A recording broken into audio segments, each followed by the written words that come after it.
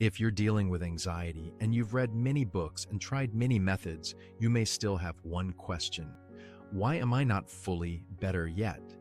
Today, I want to talk about something that many people get stuck on during recovery. A lot of people ask me, what does real recovery from anxiety feel like?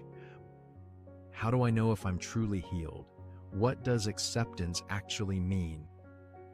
Let me start with something that might surprise you.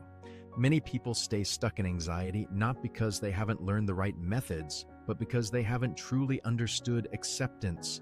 So, what does acceptance really mean? Many people think, if I accept my symptoms, they should stop bothering me. That's a misunderstanding. Acceptance does not mean the symptoms disappear. Acceptance is an attitude.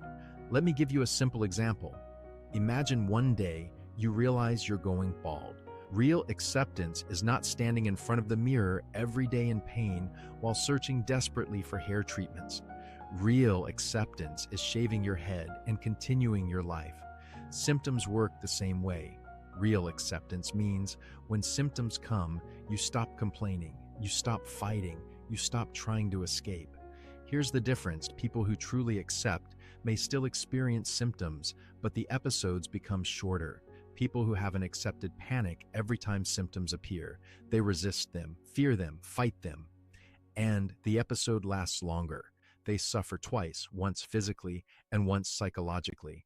To be honest, many people begin to improve not because they suddenly understand everything, but because they are exhausted from fighting. At some point they say, "Fine, do whatever you want. I'm not fighting you anymore." And surprisingly, that moment often becomes a turning point. But then another problem appears. Many people think they have accepted their symptoms, but when symptoms come back slightly, their confidence collapses. They start wondering, maybe acceptance doesn't work. Maybe I'm doing it wrong. This doubt itself creates new anxiety and pulls them back into the cycle. So I often tell people, this is not yet true acceptance. There is something important to understand. Recovery from anxiety is never a straight line. It moves like waves. There will be ups and downs. Many people quit right here. They lose confidence and stop trusting their body. I understand this deeply because I went through the same process. For a long time, I kept comparing myself with my old self. Am I the same as before? And every time I compared, I felt discouraged. But later, I realized something important. Much of that distance from normal was actually created by my own mind. Real recovery does not begin when symptoms completely disappear. Real recovery begins when symptoms appear and you are no longer shaken by them. Those symptoms that once terrified you do not control your life forever. But there is another important step. New experiences must replace old fear. That's why I often suggest something simple. Find something to do. It doesn't have to be meaningful or successful.